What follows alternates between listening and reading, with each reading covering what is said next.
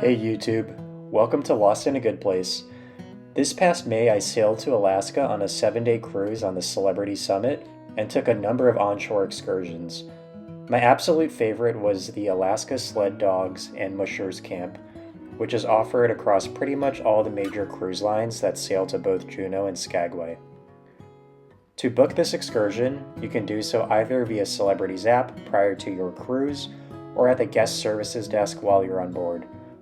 My wife and I paid about $217 per person, which reflected a small discount of something like 5 to 10% off of the list price since we had purchased months in advance. This excursion is generally offered twice a day, once in the morning and once in the afternoon. Lunch is not included. The meeting point is right outside the cruise port. Our group size for the excursion was probably about 25 to 30 people in total, and it was led by a tour guide who was a seasonally employed worker, meaning that he regularly gave these tours for only about 4 to 5 months during the year where Alaska has enough daylight. The dog camp itself is much further inland in either Juneau or Skagway, and it's quite deep into the wilderness, meaning that the bus ride took about 30 to 40 minutes in duration. But honestly, the ride didn't feel that long because our tour guide filled the time with the narration, which included Skagway's history, fun facts like how there's no hospital in a lot of these smaller cities, and then a history of dog sledding itself. The bus ride was quite scenic because it involved largely driving uphill, so there was a lot of visibility of the surrounding ocean. Once the bus ride was complete, we arrived at the first dog camp, which consisted of a bathroom, gift shop, and then the dog area itself. The dogs in the first camp are the sled pulling dogs, but they're rather young, so they're not actually sled pulling yet, and they're more raised to be sled pulling dogs later. The purpose of arriving at this first camp was more just to take a quick break before transferring over to a military vehicle called a Unimog. And the reason we had to ride a Unimog to the second dog camp was because of the rough terrain that we had to traverse. There are sections of this terrain where you're going up literally 45 degrees, so the max speed was no more than 10 to 15 miles per hour. And because it never went that fast, the ride never really felt unsafe.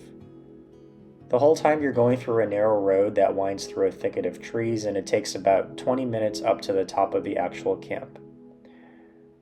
You'll know when you get to the camp because the dogs start barking excitedly. These are work dogs by nature, and they've been conditioned to expect pulling dog sleds, so whenever they hear the Unimog coming up the slopes, they are quite excited. The best word to describe the dog sledding experience itself is exhilarating. The dogs aren't that big, given that all of them are under 50 pounds in weight, but we probably hit a top speed of 25 to 30 miles per hour on some sections because of their combined group power. Because of these top speeds and the bumpy terrain, I wouldn't say this is an experience for someone who's looking for a more chill onshore excursion. These dogs only actively pull you for about 10 to 12 minutes, but the experience in total was closer to 20 minutes because the dogs needed to rest at times due to overheating. I appreciated these breaks because it gave us time to take pictures, which is harder to do when the dogs are in motion. Following the sled pull, we were given roughly 15 minutes of meeting each of the dogs individually. Because the dogs had just exercised, they were in a more docile state while they were drinking water, which was great for us because it became a good opportunity to pet them, take pictures, and learn about their personalities from the camp employees. On the way back, I expected us to arrive back at the first dog camp without any stops, but to my pleasant surprise, we stopped at a scenic overlook which provided a dedicated opportunity for full photos. The same tour guide who drove us to the first dog camp was kind enough to take pictures of anyone who asked. The last part of the excursion involved time spent at the first dog camp. One of the employees provided a detailed history of musher dogs as we sat on a couple benches, and then came the fun part where we met the actual puppies in the first dog camp, which were divided into 2 different pens. The first pen housed the older puppies, who were old enough to be separated from their mother, We didn't get to interact with them physically, but it was a great experience to be within a couple feet of them, watching them play with one of the camp employees and riding down the dog slides. The second pen was one of the highlights of the trip because it housed the very young puppies, and we were allowed to even hold them. Our group was small enough where everyone had at least a minute of puppy holding time. It was here we actually heard an awful story about how during a past excursion, one of the past guests managed to sneak one of the puppies into his backpack and actually made it all the way back to the cruise before cruise security noticed that something was moving in his bag.